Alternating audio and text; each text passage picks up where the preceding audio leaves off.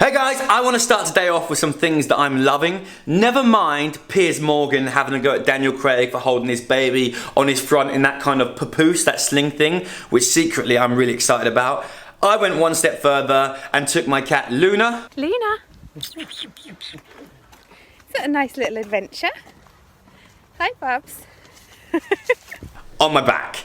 I know. The reason for this is Luna, we've been waiting for some test results on her. So she's been stuck for about best part of 2 months. About 2 months, stuck in a room by herself. Only I go in there to play with her.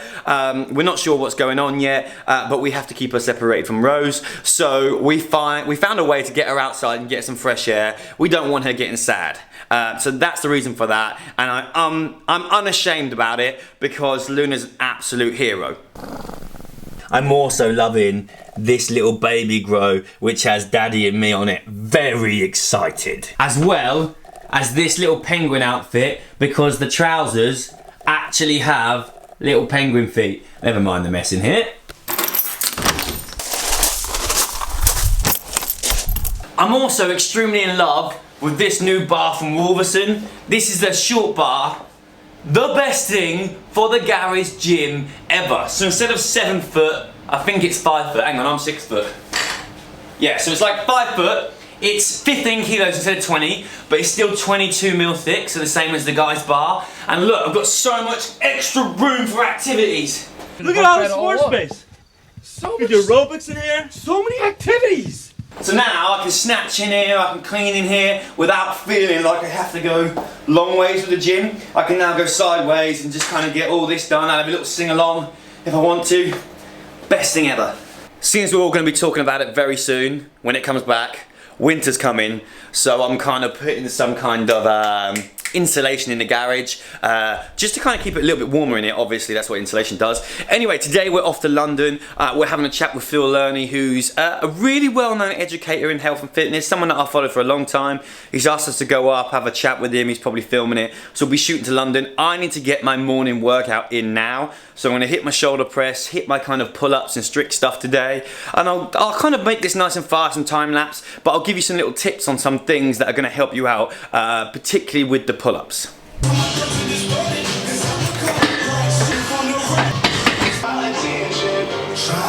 Okay, I'm shoulder pressing for doubles. 6 sets of 2 at about 80%, so roughly 60 kilos for me, not too bad today.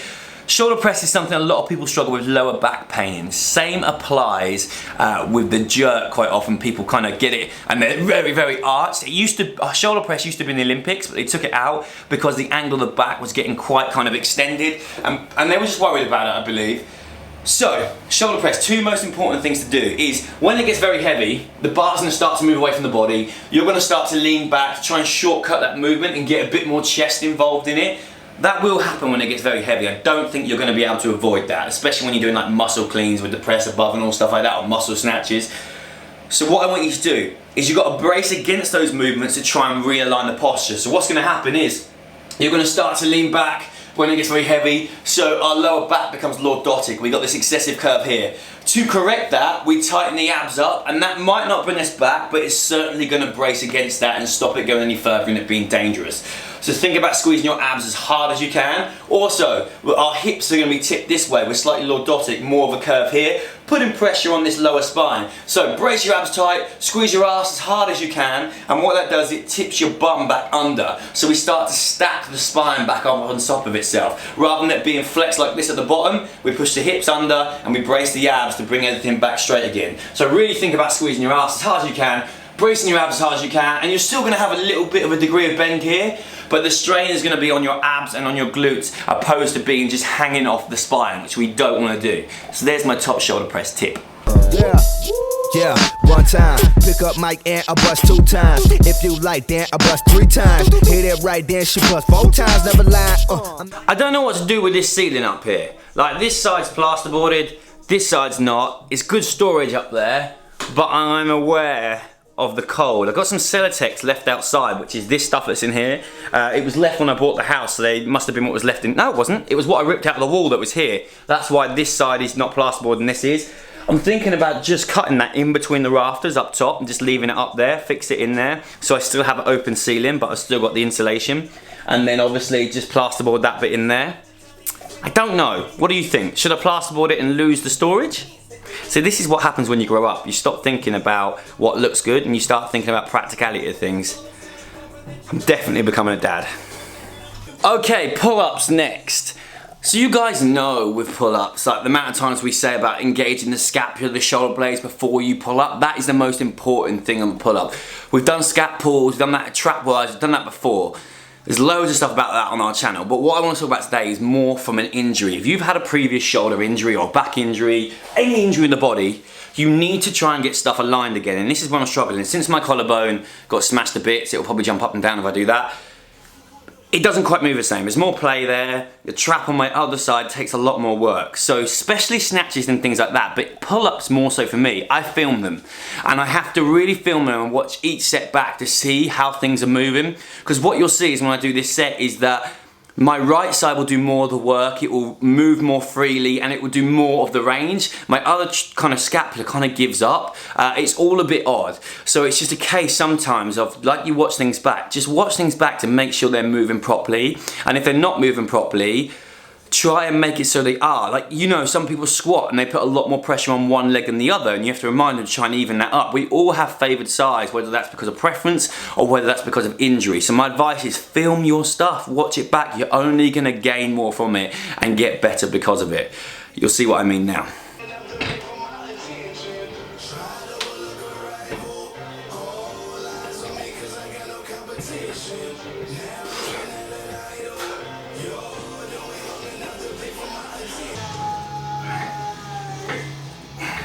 Pull-ups, I've never been good at, and I'm even worse at them now. Like, honestly, 3 sets of 10 pull-ups is about my limit for what I can do body weight, which is piss poor for compared to my other stuff that I do, for the amount of muscle-ups I can do and things like that. So strict pull-ups is something that I need to do a lot more of. I used to do a lot more, and I just haven't done them for a long time. It's something I need to work on.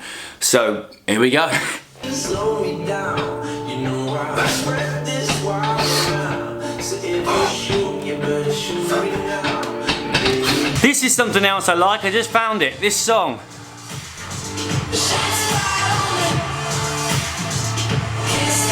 Yes, garage playlist.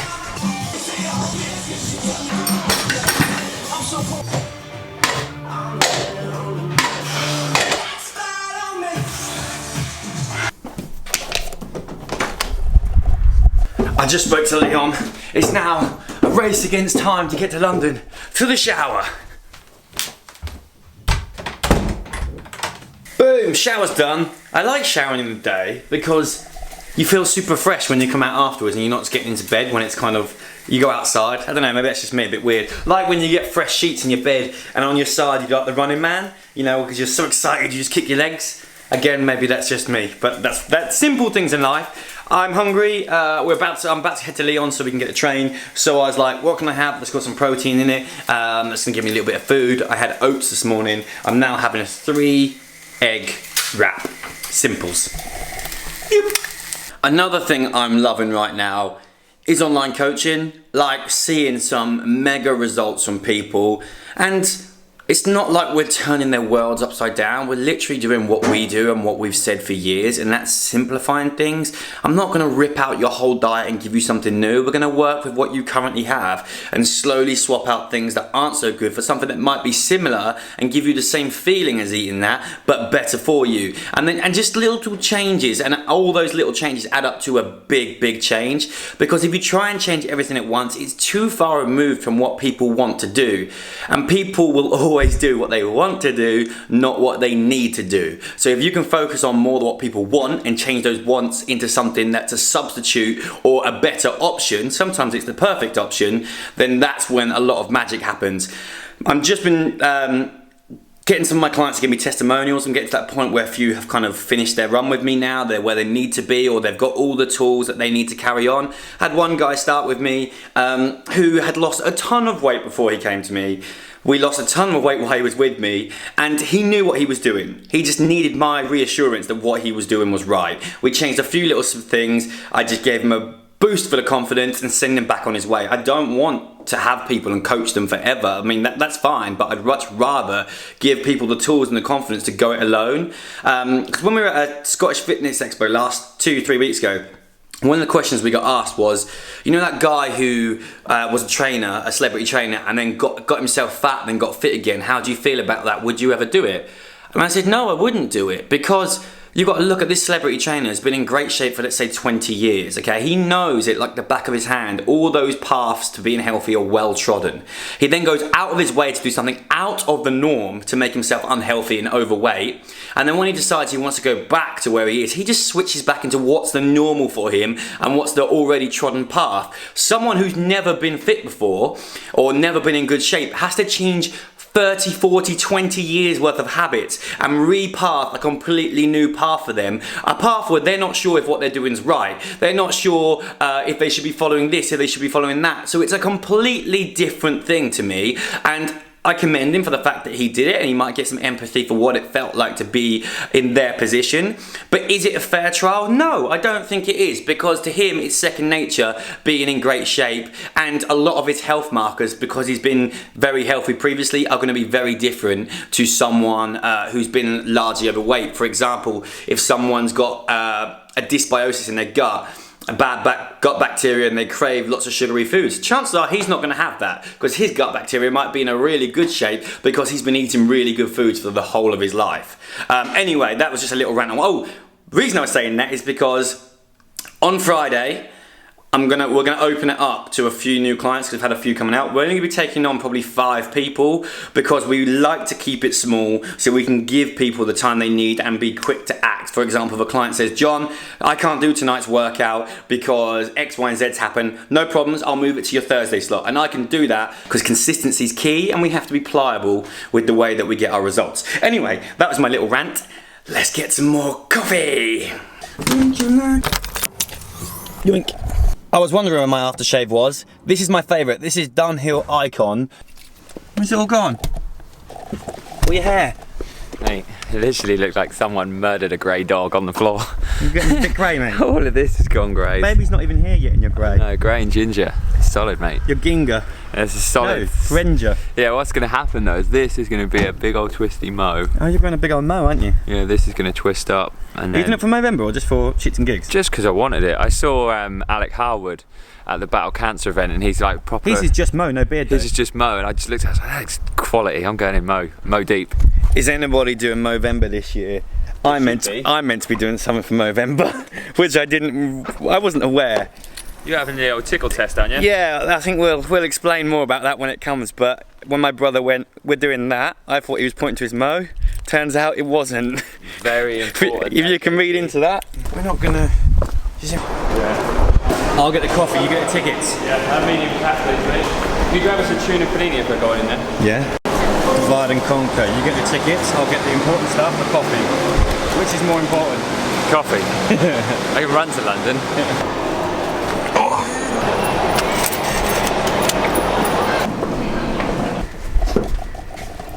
Mission complete. Every time you need a table. Another thing I love. Mate, you're minging. You thought I was pointing at you, didn't you? Minging. I need a wee. You can take that. Thanks. Do you want me to hold it? No! What, the camera? I'm coming in. You're not coming in! Okay, so we're going to Finsbury Park, which is not far from where we come in. We come into Liverpool Street. We're going to go via Eat, because if you watched our last Battle Cancer vlog, you'll know best ham and egg sarnie on the planet. Such a huge statement, that. What, on the planet? Alright, well, the planet is massive. It's the best one I've had, and it's the best one especially from a chain. Okay, it kicks Brett's ass. I've got a big question for you then. Go on. If it's what is the contributions that are a must to make a good ham and egg thick sandwich? bread, thick slice of ham, and thick slice of egg. Well, the last thing you want is a ham sandwich that's full of gristle and it's dry, and it's none of them. But you haven't even stated the bread. There's seeded, there's multi-grain, there's white, there's wholemeal. It's thick white bread, but I don't really care what it is.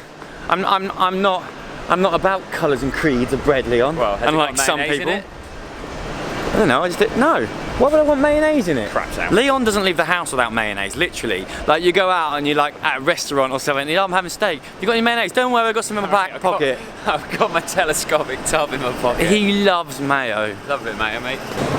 Oh, you got a coffee, didn't you? So you just ran on about how great the egg and ham sandwich is, John. Yeah. I'd just like you to show the world what you've just bought. And I'll explain why.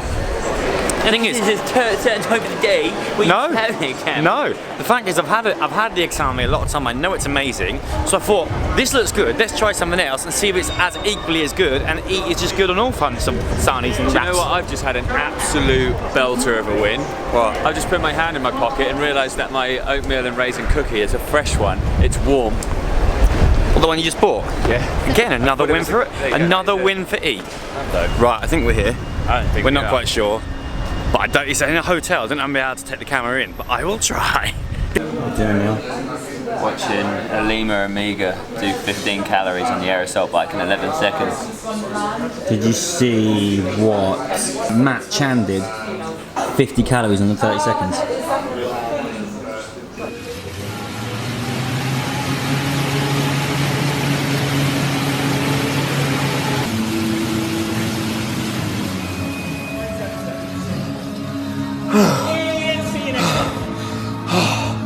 If I read that right, Matt Chan just did 51 calories in 27 seconds. That's ridiculous. Like, nuts. We have just done our podcast / video with Phil. Long time coming this. We've met. Look at the screen now. I am too. This is bad video. I should be looking down the lens at you guys. I have a habit of doing this, is looking at myself. I think I'm just getting a bit vain. I will give you all the links for this when it comes up. I think you guys will enjoy this one a lot. Phil also has a bunch of other guests in there who are awesome. Not saying that we're awesome, but these other guests are awesome that you guys will enjoy. So I'll put the links up when it comes. So we're home. That was a super awesome kind of podcast / filming with Phil. Someone we've looked up to for a long time. So Phil is one of the few people that are still kind of at the top in health and fitness and educating. Sure, their careers have changed a little bit, but they're still in the same sector as when we first started. There's your Ben Coombs, Phil Lerneys, Jamie Aldertons, Andy McKenzie, Scott Baptiste, to name a few more. Literally probably 10 people that have stayed at the top all that time. I learned a lot from him in the past, and I actually learned quite a bit from the podcast as well, and I hope you guys enjoy it. There was a bit about our story, how we started, but maybe more from a business perspective, which is something Leon and I have never been very good at. But since babies are on their way, for the first time, I've had to think, we need to make sure everything's solid and everything's in place. So we've got time to look after the kids, but also that we've got reliable income coming in, or as reliable as it can be. So that was real fun talking to him, and I've been listening to a few business books recently because, again, it's not something I've ever been very good at. I've just done what kind of made me happy. There's one last thing I want to share with you that I'm loving, and this I'm particularly loving. As you know, Luna is stuck in the room over there. We have a thing called a Furbo. And it's basically a camera that has night vision and everything on it, and you can talk through it to the cat or to Luna. And what you can do is you can push a button and it literally shotguns treats across the room. I'll put it up now so you can see, and I'm going to leave it for you guys to enjoy this because it's quite fun. And if you've got, it's meant for dogs. If you've got dogs or cat and they get lonely at home and you can shoot some treats out to them, then why the hell not? I hope you enjoyed this video. It's been the first one for a while that, apart from Battle Cancer, that I've really enjoyed doing by myself without having to have all my friends around me. So it's nice to have that enthusiasm back. So I hope you enjoyed the video. If you did, please give it a massive thumbs up, and I'll see you in the next one. Bye guys.